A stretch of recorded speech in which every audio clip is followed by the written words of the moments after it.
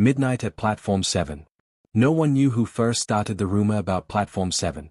Some said it was an old drunk who used to sleep near the ticket booths. Others said it was one of the train drivers who disappeared years ago. But everyone at Gallows End Station knew the story.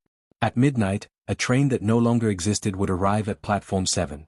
And if you were desperate enough, you would meet a man in a long black coat. A man who could give you wealth. Thabo, Lunga, and Maya did not believe in ghost stories.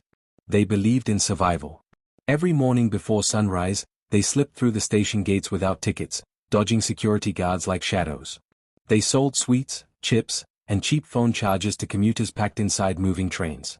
They worked fast, 5 minutes per stop before jumping off again. They were good at running. They had to be. Security knew their faces.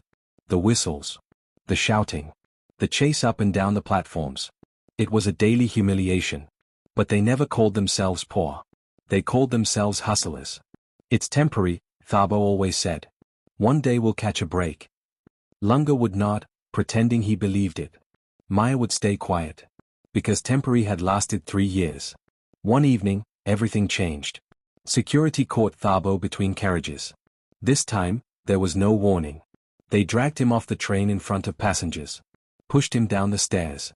Kicked his stock across the platform. Next time, one guard said, "You're banned for good."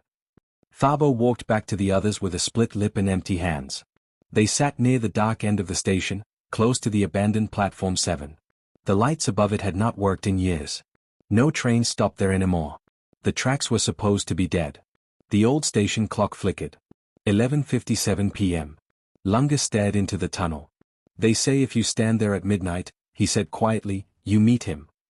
Maya didn't ask who. They all knew. The man in the coat. The one who offered wealth. Thabo let out a weak laugh. "And what? We sell our souls." "Maybe souls are cheaper than this," Lunga muttered. The clock ticked. 11:59 p.m. For the first time, none of them joked about it. They were tired. Tired of running. Tired of hunger. Tired of pretending tomorrow would save them. When the clock struck midnight, the air changed. The tunnel exhaled. A wind moved through the empty platform though there were no trains scheduled. No sound. No rumble. Then, from the darkness, a train slid into Platform 7. Silent. Its windows glowed faintly gold. The doors opened. No conductor stepped out. Instead, a tall man in a long black coat emerged. His face was pale, almost colorless under the flickering lights. His eyes reflected nothing. He looked directly at them. "You've been waiting," he said. His voice did not echo. It pressed. Thabo swallowed. "We weren't." "You want wealth." It wasn't a question. Behind him, inside the carriage, they saw it. Money stacked in neat towers. Gold watches. Jewelry. Designer clothes. The kind of life they had only watched through shop windows. Lunga stepped forward first. "How much?" he asked. The man smiled slightly. "Not much. Just a step inside." Maya grabbed Lunga's sleeve. "This isn't real." "Exactly," Thabo whispered. "Neither is our luck." The doors began to close slowly. Now. Or never. Thabo stepped onto the train. The moment his foot crossed the threshold, the golden light flickered. The money turned gray. The seats were filled, not with passengers, but with shadows shaped like people. Their faces were hollow. Their eyes empty. Their hands stretched forward as if begging.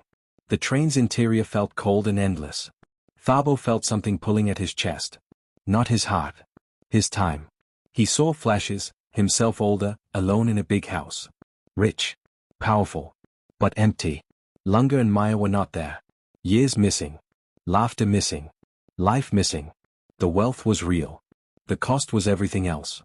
"Thabo!" Maya screamed from the platform. The man's voice grew sharper. "Wealth requires sacrifice." The train jerked violently. Lunga lunged forward and shoved his arm between the closing doors. The metal crushed against his sleeve, but he pushed through the pain. Maya grabbed Thabo's jacket with both hands. The shadows inside the train reached for him. For a second, he almost let go. Because the hunger was still there. Because the desperation was real. Then he saw Maya's face, terrified, refusing to lose him. He pulled back. All three of them fell onto the platform as the doors slammed shut. The train vanished. No sound. No smoke. Just silence. The clock read 12:01 a.m. Platform 7 was empty again. They lay there breathing hard, shaking. Poor. Still poor. But alive. Thabo reached into his pocket and felt something cold. He pulled out a single old coin. Rusted. Ordinary. The only thing the train had left behind. They stared at it. That's it. Lunga said. Maya looked at the coin differently. No, she said softly. That's a reminder of how close they had come to losing everything for something that would never satisfy them. The next morning, they didn't sneak through the gates. They didn't run. They stood outside the station instead, where street vendors were allowed, and sold handmade bracelets Maya had started making months ago but never took seriously. It was slow. Painfully slow. But it was theirs. Weeks passed. Then months. They saved. Registered properly. Bought better stock. Built something that didn't require running. And every night, when the station clock approached midnight, they stayed far from Platform 7. Because they understood now. The man in the coat was not a giver of wealth. He was a collector of desperation. And as long as people were hungry for shortcuts, the train would keep arriving.